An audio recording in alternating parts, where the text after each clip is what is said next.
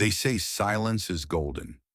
But what if that gold is forged in the crucible of absence, hammered into a barrier so impenetrable that it isolates you not just from others, but from yourself? What happens when you become unreachable? The allure of inaccessibility is potent as siren song, promising serenity and control in a world saturated with noise and demands. It whispers of autonomy, of the power to dictate the terms of engagement, to curate your existence into a pristine, untouchable sphere. Initially, it feels liberating.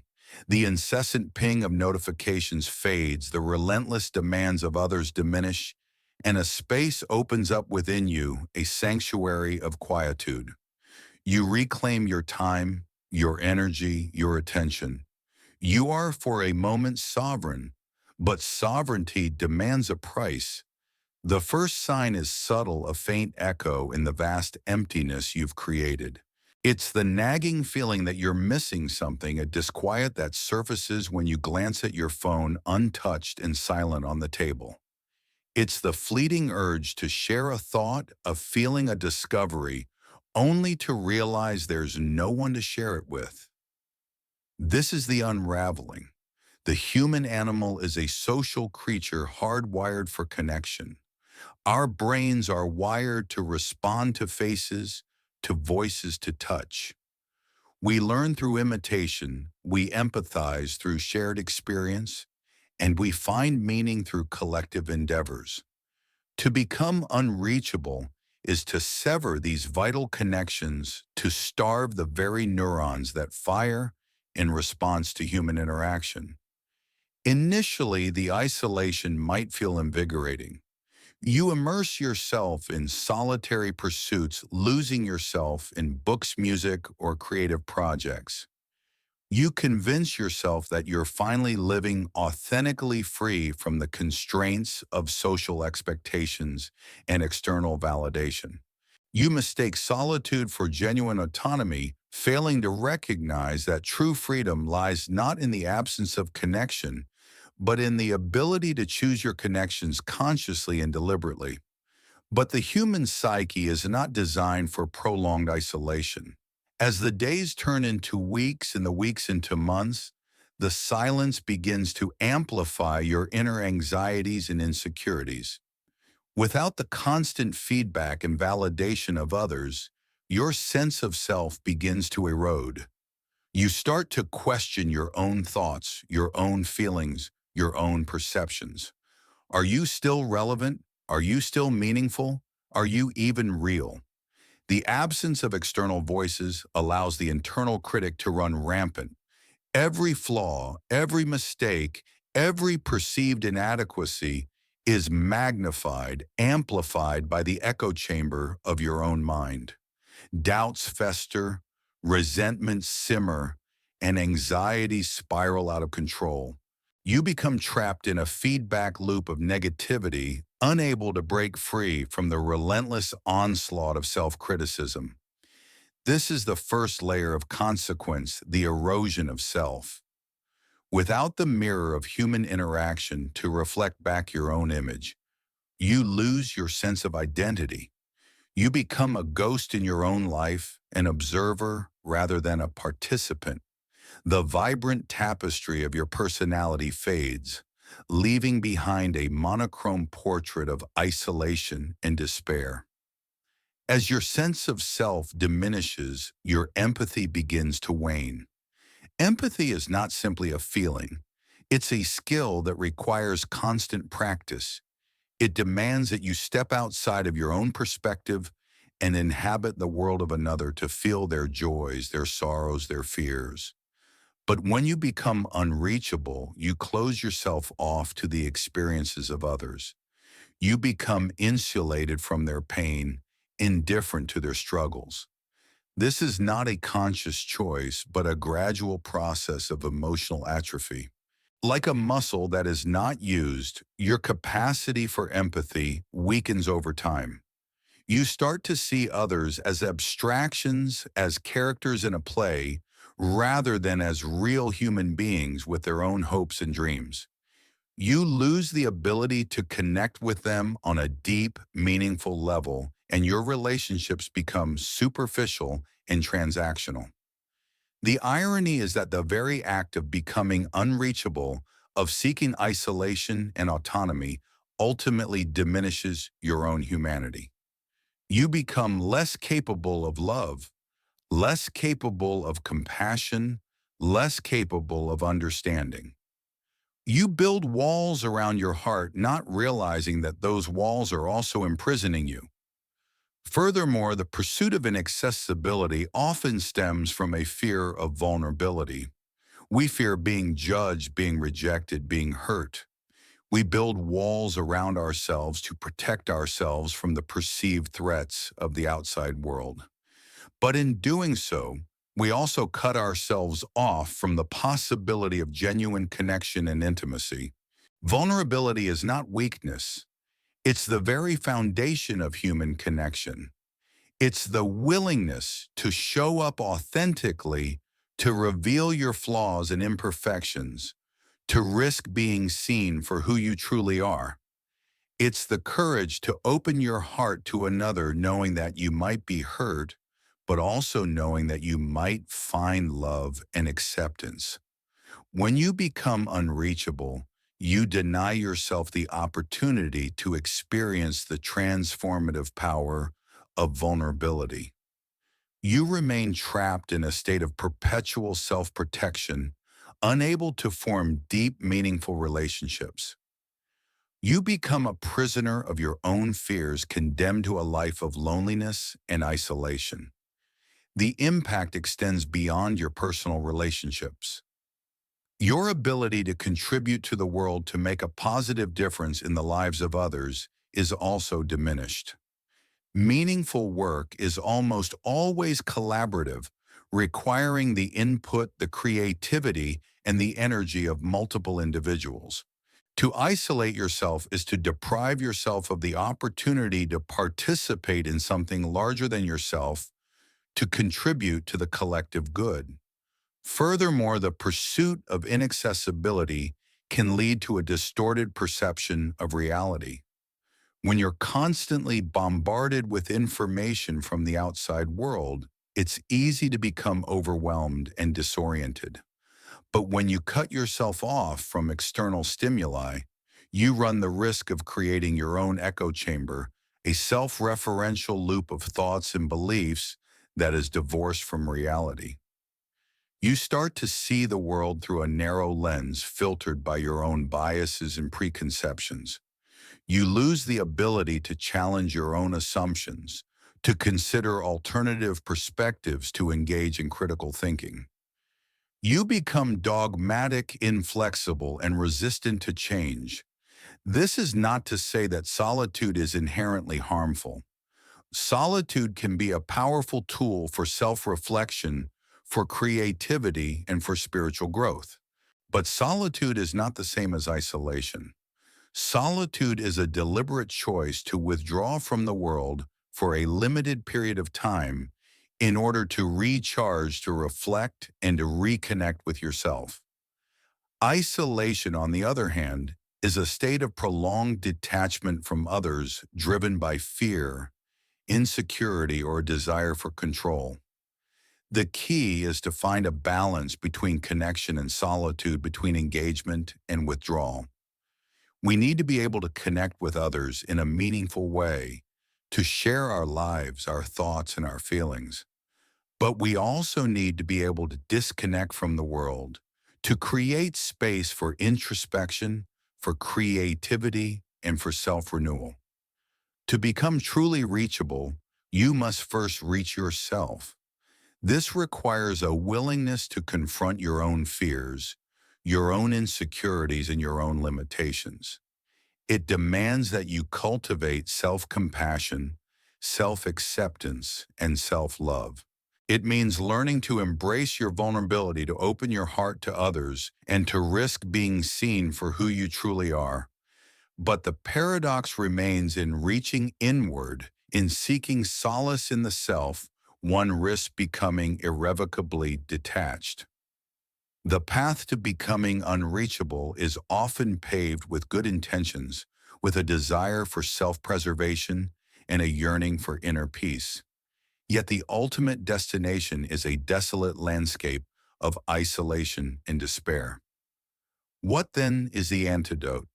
How do we navigate the treacherous waters between genuine connection and self-imposed exile?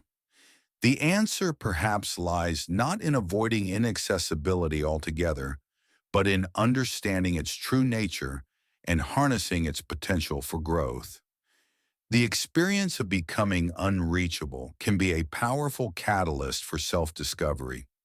It can force you to confront your own vulnerabilities, to examine your relationships, and to reevaluate your priorities.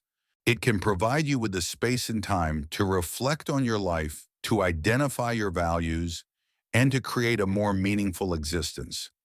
But this transformation requires a conscious effort. It demands that you actively seek out connection, that you cultivate empathy, and that you embrace vulnerability. It means reaching out to others, offering your support, and sharing your own experiences. It means being willing to listen, to understand, and to learn. It also requires a willingness to let go of control. The desire to become unreachable often stems from a need to control your environment, to protect yourself from the perceived threats of the outside world. But true freedom lies not in control, but in acceptance. It's the ability to accept the imperfections of yourself, of others, and of the world. This acceptance allows you to let go of the need to control everything, to embrace the uncertainty of life, and to find joy in the present moment. It allows you to connect with others on a deeper level, to form genuine relationships, and to contribute to the collective good.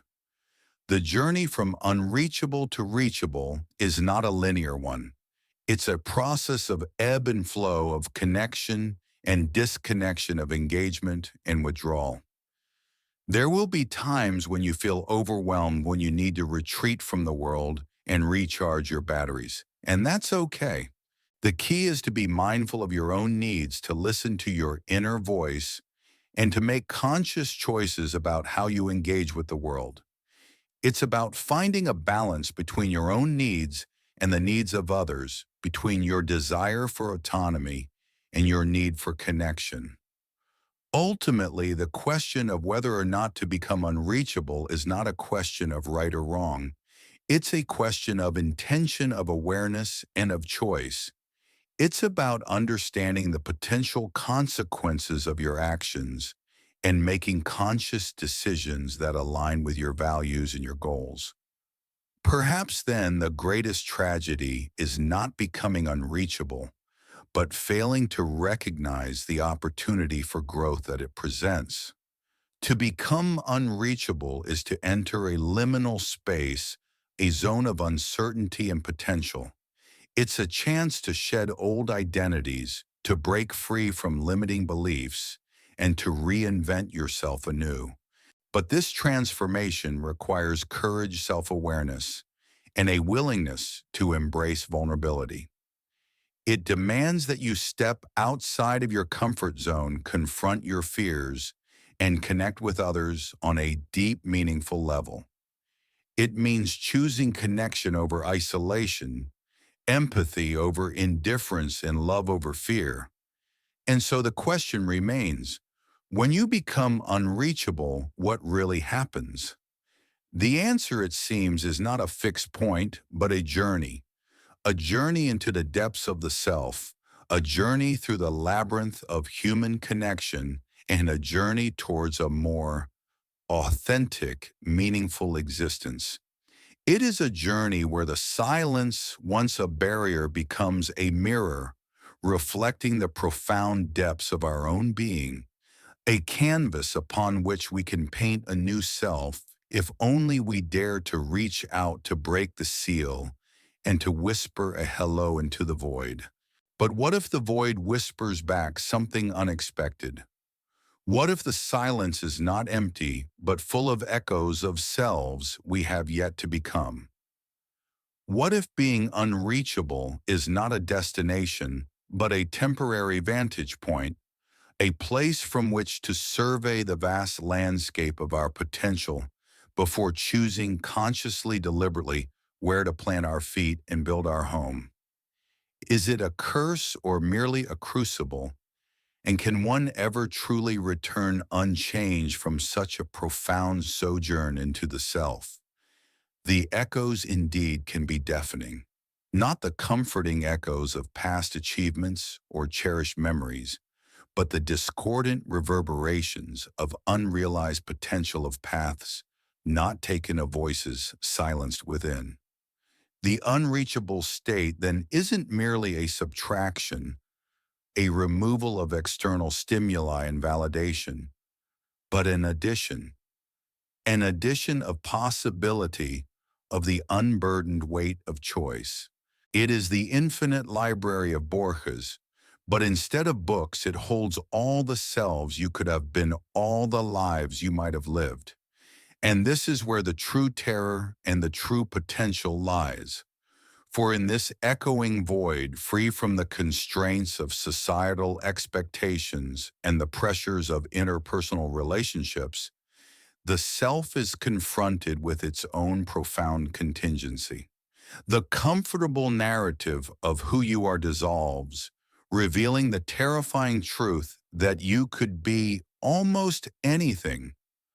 The very framework of identity built upon the scaffolding of external validation and internal consistency begins to crumble. Consider the actor stripped of their costume and script standing alone on an empty stage, the house lights dimmed. They are no longer Hamlet or Lear, or even themselves as perceived by the audience. They are pure potential, a blank canvas awaiting the brushstroke of intention. This is the terrifying freedom of the unreachable state. The responsibility for defining yourself rests solely on your shoulders, unburdened by the expectations of others, but also without their guidance or support. This responsibility can be paralyzing. The sheer weight of infinite possibilities can crush the spirit, leading to a kind of existential inertia. Like Buridan's ass, unable to choose between two equally appealing bales of hay, the isolated individual can starve to death in the face of abundance. The question then becomes, how does one navigate this overwhelming sea of possibilities? How does one choose a course, a direction, a self when all paths are equally open? One possible answer lies in embracing the very contingency that causes such anxiety. Instead of clinging to a fixed and rigid identity, one can learn to flow with the currents of possibility, to experiment with different selves, to explore the uncharted territories of their own being. This requires a radical acceptance of imperfection, a willingness to fail, to stumble, to reinvent oneself again and again. It is a process of continuous becoming, a dance between stability and change, between self-definition and self-transcendence. But this is not a purely solipsistic endeavor. For even in the most isolated state, the echoes of the past, the whispers of inherited values, the imprints of past relationships continue to resonate within. The self is not created ex nihilo, but is rather a palimpsest, a manuscript overwritten with layers of experience, each contributing to the complex tapestry of identity.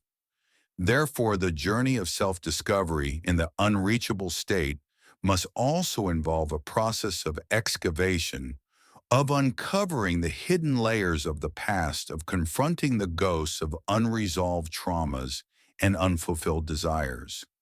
This can be a painful and difficult process, but it is essential for understanding the forces that shape our choices and for freeing ourselves from the constraints of the past. Imagine an archaeologist carefully unearthing a buried city, painstakingly removing layers of sediment to reveal the foundations of ancient buildings. the fragments of forgotten artifacts, the skeletons of long-dead inhabitants. This is the work of self-excavation. It requires patience, attention to detail, and a willingness to confront the uncomfortable truths that lie hidden beneath the surface. And as a self is excavated, as the layers of the past are peeled away, a new understanding of the present emerges. The unreachable state, once a prison of isolation, becomes a laboratory of self-transformation. The silence, once a source of anxiety, becomes a space for contemplation and introspection. The echoes, once a source of torment, become a chorus of voices guiding us towards a more authentic existence. But there is a danger here, a subtle trap that must be avoided. The pursuit of self-discovery can easily devolve into a narcissistic obsession, a self-indulgent navel-gazing that isolates us even further from the world. The goal is not to become a perfect self-contained individual, but rather to become a more fully realized human being, capable of connecting with others in a deep and meaningful way. Therefore, the journey into the unreachable state must eventually lead back to the world. The insights gained in isolation must be tested and refined in the crucible of human interaction. The new self, forged in the fires of self-discovery, must be offered as a gift to the world, a contribution to the collective good. This requires a radical shift in perspective. Instead of seeing the world as a threat to be avoided, we must learn to see it as an opportunity for growth, for connection, for service.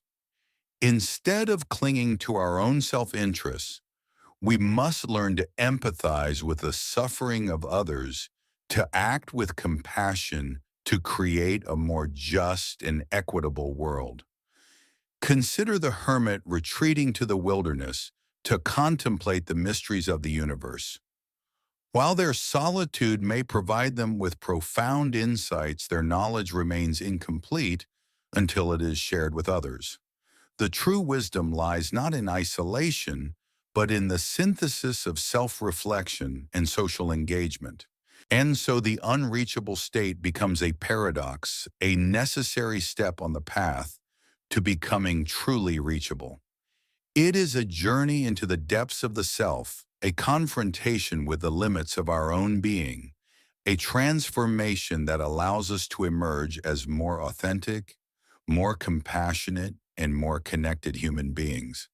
But what if the journey into the unreachable state reveals not a hidden wellspring of authenticity, but an abyss of emptiness? What if after stripping away the layers of social conditioning and external validation, one finds nothing but a void? What if the echoes in the silence are not voices of possibility, but the mocking laughter of nihilism? Is there a point of no return on this journey, a threshold beyond which the self dissolves into nothingness? And if so, how does one recognize it before it's too late? This leads us to a deeper question about the nature of the self itself. Is the self a fixed entity, a stable core of being that persists throughout our lives? Or is it merely a construct, a collection of experiences and beliefs that is constantly being shaped by our interactions with the world? If the latter is true, then the unreachable state may not reveal our true selves, but rather dismantle the very illusion of selfhood. The prospect is terrifying, but it is also potentially liberating. For if the self is merely a construct, then we are free to deconstruct it, to dismantle the limiting beliefs and negative patterns that hold us back, and to create a new, more fulfilling sense of identity. The unreachable state then becomes not a path to self-discovery, but a path to self-creation. But even if we accept the idea that the self is a construct, the question remains, what should we use to build it? What values should we embrace? What goals should we pursue? What relationships should we cultivate? In the absence of external guidance, we are left to our own devices, to our own moral compass. This is where the importance of ethics comes into play. For even in the most isolated state, we are not entirely free from moral responsibility. Our actions, even when they are confined to our own minds, have consequences. The choices we make in solitude can shape our character, influence our future behavior, and ultimately affect the lives of others. Therefore, the journey into the unreachable state must be guided by a strong ethical framework. We must ask ourselves, what kind of person do I want to be? What kind of world do I want to create? What values am I willing to defend even when no one is watching? These are not easy questions and there are no easy answers, but they are essential for navigating the treacherous waters of self-discovery and for ensuring that the journey into the unreachable state leads to a more meaningful and fulfilling existence. And perhaps the ultimate paradox lies in the realization that the most profound connection is often found in the most profound solitude. For it is in the silence, in the absence of external distractions, that we can truly hear the voice of our own conscience, the whisper of our own soul. It is in the unreachable state that we can truly connect with ourselves, and through that connection with all of humanity. The walls we build to protect ourselves may become the very bridges that connect us once we learn to look beyond the barriers and see the shared humanity that lies within.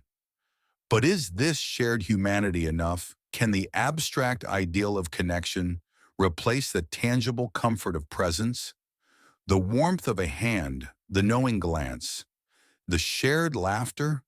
Are these merely superficial distractions, or are they essential ingredients in the recipe of a meaningful life?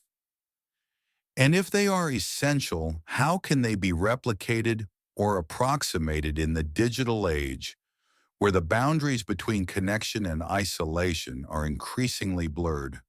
This question leads us to consider the evolving nature of human relationships in the 21st century. As technology continues to advance, and as our lives become increasingly mediated by screens and algorithms, are we losing our ability to connect with each other on a deep and meaningful level? Are we becoming a society of disconnected individuals, each trapped in their own digital bubble, yearning for connection but unable to find it? The digital realm offers unprecedented opportunities for connection, allowing us to communicate with people across the globe in an instant. But it also presents new challenges, creating a sense of constant connectivity that can be overwhelming and isolating. We are bombarded with information, with opinions, with images, all vying for our attention. It becomes difficult to distinguish between genuine connection and superficial engagement, between authentic expression and performative display. The pursuit of inaccessibility can, in this context, paradoxically become a form of seeking attention. The curated absence, the strategic withdrawal, the carefully crafted mystique, these can all be tools for generating interest and intrigue, for attracting followers and building a personal brand. The unreachable individual becomes a commodity, a source of fascination for those who crave connection but fear vulnerability. But this is a dangerous game, for it risks turning the self into a mere performance, a hollow shell devoid of genuine emotion and authentic connection. The unreachable individual becomes a prisoner of their own image, trapped in a cycle of self-promotion and self-validation. The challenge then is to find a way to use technology to enhance rather than diminish our capacity for human connection. We must learn to be more mindful of our digital habits, to cultivate a healthy balance between online engagement and offline interaction, to prioritize quality over quantity in our relationships. We must also learn to be more discerning consumers of information, to critically evaluate the messages we receive, to resist the temptation to compare ourselves to others, and to focus on cultivating our own authentic selves. The unreachable state in this context can become a digital detox, a period of conscious disconnection from the online world, a chance to reconnect with ourselves and with the people who matter most to us. But what if the very notion of an authentic self is itself a fallacy? What if our identities are constantly being shaped by our interactions with the digital world, by the algorithms that filter our information, by the social media platforms that amplify certain voices and silence others? Are we truly in control of our own identities, or are we merely puppets dancing to the tune of technology? This question leads us to a deeper examination of the power dynamics at play in the digital age. Who controls the flow of information? Who shapes our perceptions of reality? Who benefits from our online behavior? The answers to these questions are complex and multifaceted, but they are essential for understanding the challenges and opportunities that lie ahead. The pursuit of inaccessibility then can become an act of resistance, a refusal to be manipulated by the forces of technology, a reclaiming of our own agency and autonomy. It is a declaration that we are more than just data points, more than just consumers, more than just followers. It is a commitment to living a life of purpose, of meaning, of connection on our own terms. And perhaps the ultimate irony lies in the realization that the most reachable individual is often the one who has learned to be comfortable with their own inaccessibility. For it is in the moments of solitude, of introspection, of self-reflection, that we can truly connect with ourselves and through that connection with all of humanity. The walls we build to protect ourselves may become the very bridges that connect us once we learn to look beyond the barriers and see the shared humanity that lies within. The echoes of the void then transform into the harmonies of existence. But even if one achieves this equilibrium, this harmonious blend of solitude and connection, is there a guarantee that it will last? Can the carefully constructed edifice of meaning withstand the inevitable storms of life, loss, betrayal, illness, death? Or is the human condition inherently fragile, destined to crumble under the weight of its own impermanence? And if impermanence is the ultimate truth, does the pursuit of meaning and connection become a futile exercise, a Sisyphean task doomed to endless repetition? This brings us to the final and perhaps most profound question. In the face of oblivion, what truly matters? Perhaps the answer lies not in resisting impermanence, but in embracing it. To understand that all things, including ourselves, are in a constant state of flux, of becoming and unbecoming. To accept that loss and suffering are not aberrations, but integral parts of the human experience. To find beauty in the transient, in the ephemeral, in the fleeting moments of joy and connection that punctuate the darkness. This is not to advocate for a nihilistic resignation, a passive acceptance of suffering. Rather, it is to propose a more nuanced and resilient approach to life, one that acknowledges the inherent fragility of existence while still affirming the value of meaning and connection. It is to recognize that the pursuit of happiness is not about achieving a state of permanent bliss, but about cultivating the capacity to navigate the inevitable challenges and disappointments that life throws our way. Consider the Japanese concept of wabi-sabi, the appreciation of imperfection and impermanence. A cracked teacup, a weathered stone, a fading flower. These are not seen as flaws to be hidden or corrected, but as sources of beauty and meaning.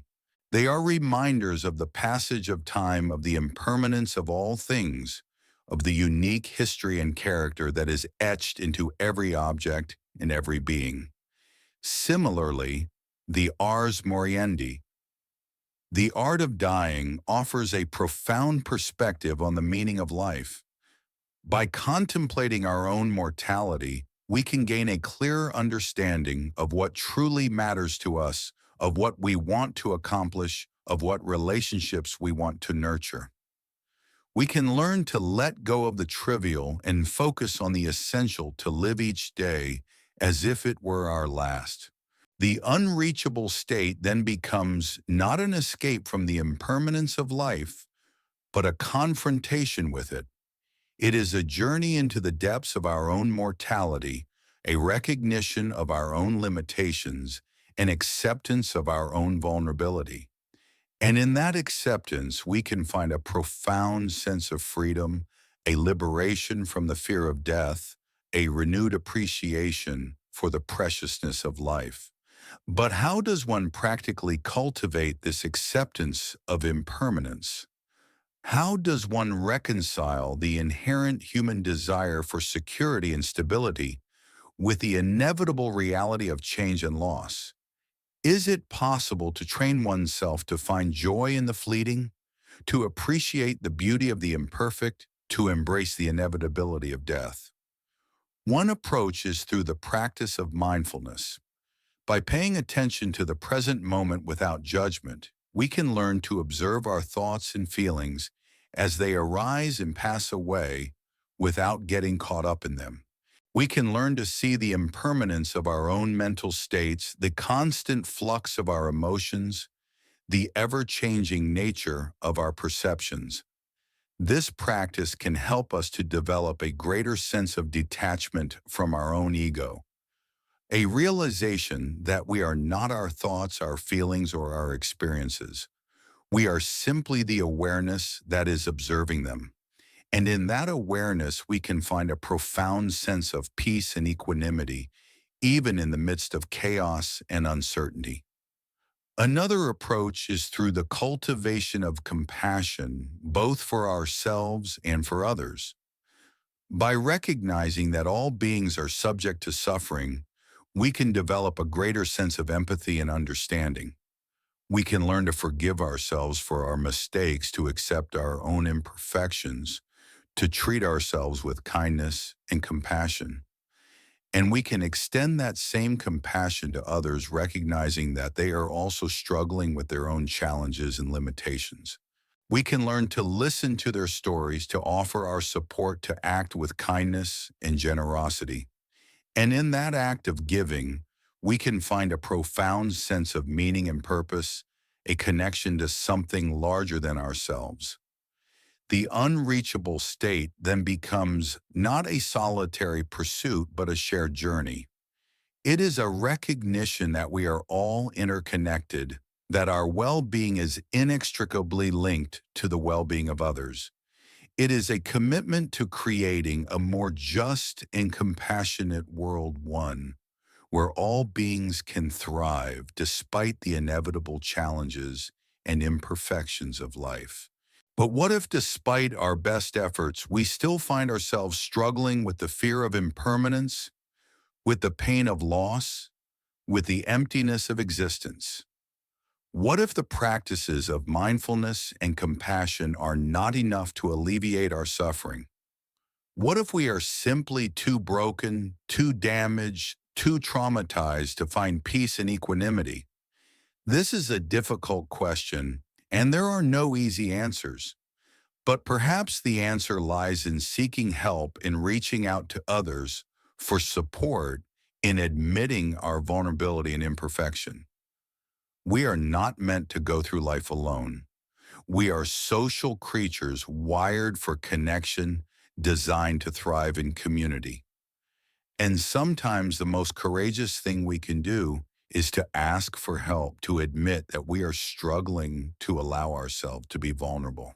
For it is in those moments of vulnerability that we can truly connect with others, that we can experience the healing power of human connection, that we can find the strength to face our challenges and to overcome our limitations. The unreachable state then becomes not a fortress of solitude, but a refuge of vulnerability. It is a safe space where we can explore our deepest fears, our darkest emotions, our most painful experiences without judgment, without shame, without fear. It is a place where we can be truly ourselves, authentic and imperfect, flawed and beautiful, human and divine. And in that state of vulnerability, we can find a profound sense of liberation, a freedom from the need to be perfect, a release from the pressure to conform, and acceptance of our own inherent worthiness. We can learn to love ourselves not despite our imperfections, but because of them. We can learn to embrace our own unique stories, to celebrate our own individual journeys, to live our lives to the fullest despite the inevitable challenges and imperfections that lie ahead. But is even this enough? Can the embrace of impermanence, the cultivation of compassion, the acceptance of vulnerability truly conquer the existential dread that haunts the human condition? Or is there a deeper, more fundamental truth that we are missing a secret key that unlocks the mystery of existence and reveals the ultimate meaning of life? Perhaps the answer lies in recognizing that the question itself is flawed. Perhaps there is no ultimate meaning of life, no grand cosmic plan, no divine purpose. Perhaps existence is simply a random accident, a fleeting moment of consciousness in an infinite universe. And if that is the case, then the pressure to find meaning and purpose becomes unnecessary. We are free to create our own meaning, to define our own purpose, to live our lives on our own terms.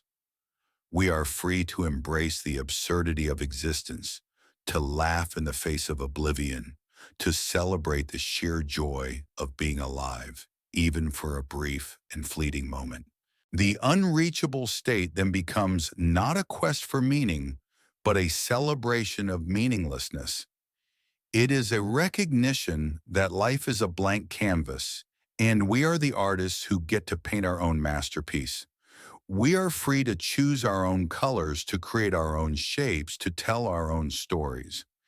And in that act of creation, we can find a profound sense of fulfillment, a sense of purpose that is not imposed upon us from the outside, but that arises from within. We can learn to love the process of creation, to appreciate the beauty of the accidental, to embrace the freedom of the unknown. And perhaps the ultimate paradox lies in the realization that the most unreachable state is also the most accessible. For it is in the acceptance of our own impermanence, in the cultivation of compassion, in the embrace of vulnerability, in the celebration of meaninglessness, that we can truly connect with ourselves, and through that connection with all of humanity. The walls we build to protect ourselves may become the very bridges that connect us once we learn to look beyond the barriers and see the shared humanity that lies within. The echoes of the void then transform into the harmonies of existence, and the silence becomes a song. The journey in its essence becomes the destination. And what then when even the joy of creation fades, when the canvas is full and the artist's hand grows weary, when the silence becomes not a song, but a deafening roar? Is there another layer, a deeper truth still hidden beneath the surface of acceptance and absurdity? Or is that the final curtain, the ultimate unyielding reality? What then? What then? Indeed, the question reverberates in the echoing chambers of the mind, a persistent hum beneath the carefully constructed symphony of meaning, acceptance, and absurd joy. We've danced with impermanence, embraced vulnerability, and painted our canvases with the vibrant hues of self-defined purpose. We've learned to find beauty in the broken and to laugh in the face of the void. But the question remains a nagging whisper at the edge of consciousness. What then when all of this isn't enough? Perhaps the error lies not in the what, but in the then. Perhaps we are still clinging to a linear perception of existence, a relentless pursuit of the next stage, the ultimate answer. We've meticulously deconstructed the edifice of imposed meaning, only to reconstruct it with our own carefully chosen bricks. But is even this self-authored meaning not just another cage, however gilded? Are we destined to forever chase the horizon, always seeking a further shore, a more profound truth, a more enduring satisfaction? The problem, perhaps, is the inherent human desire for more meaning, more connection, more understanding, more peace.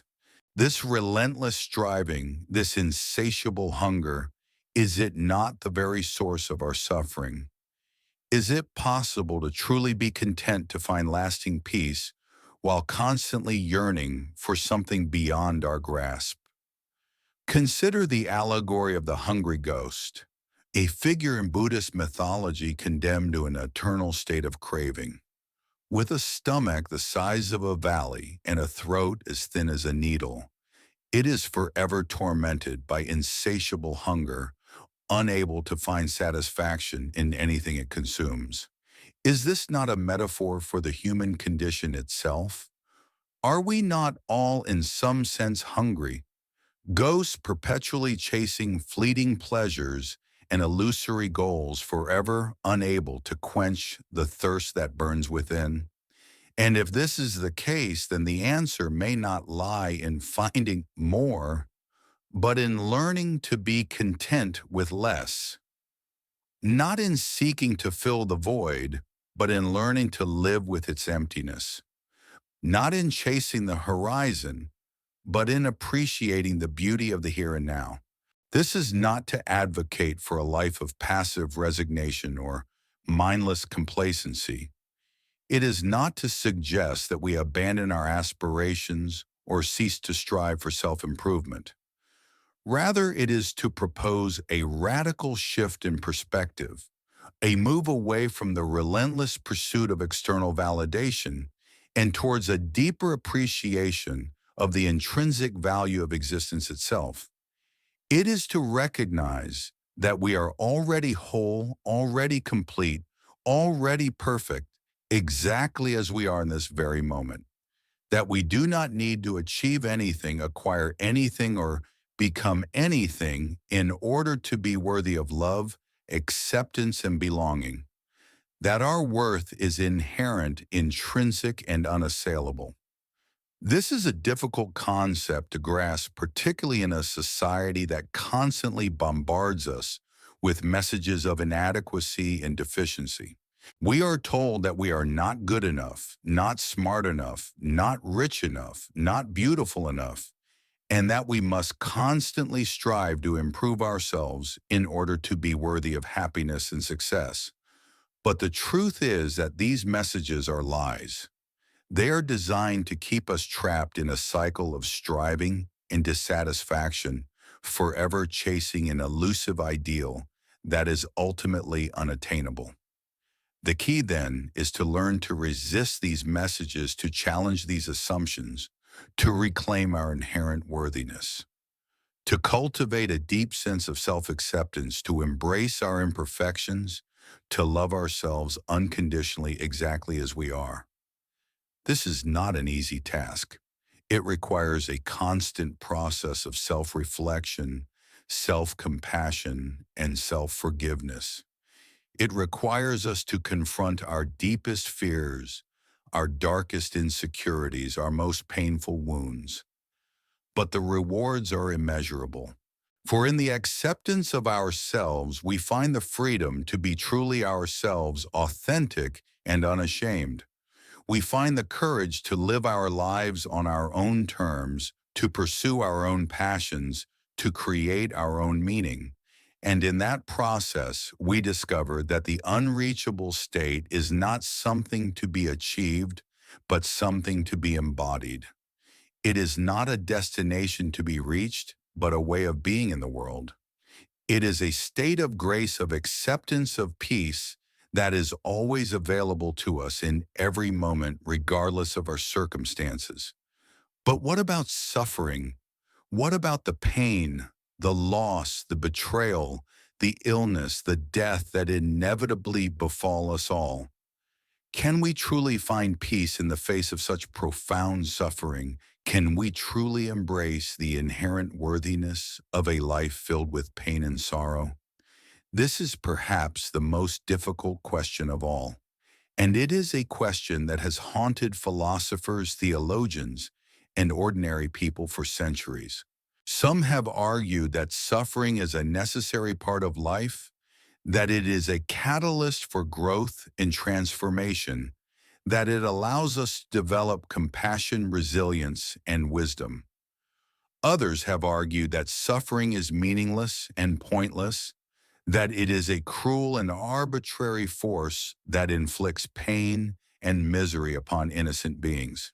And still others have argued that suffering is an illusion, a product of our own minds, a result of our attachment to impermanent things.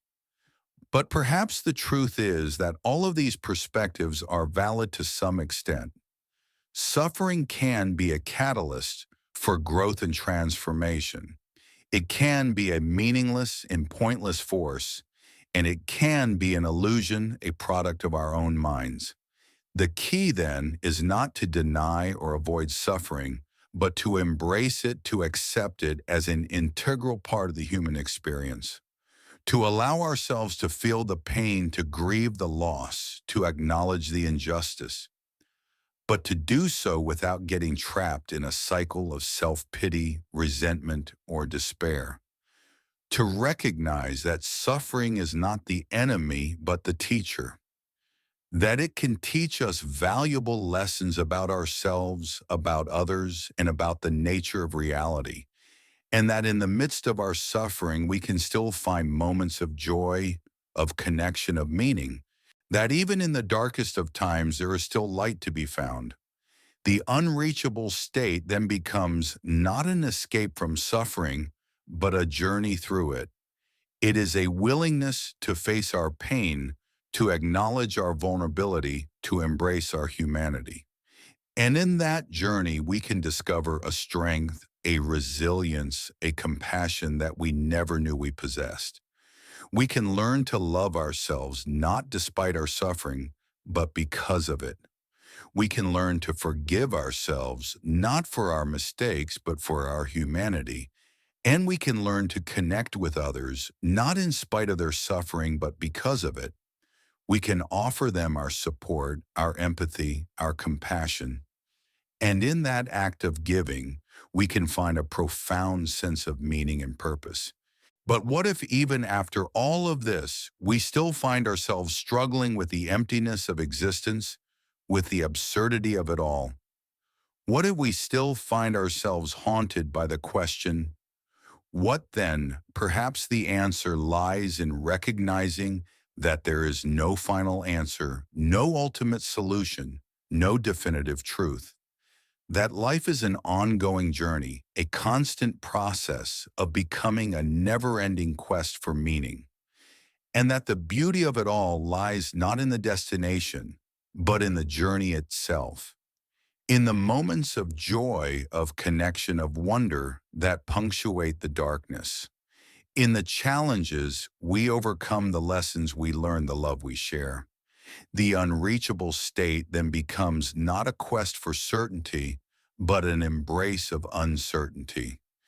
It is a willingness to live with the questions, to embrace the ambiguity, to accept the paradoxes.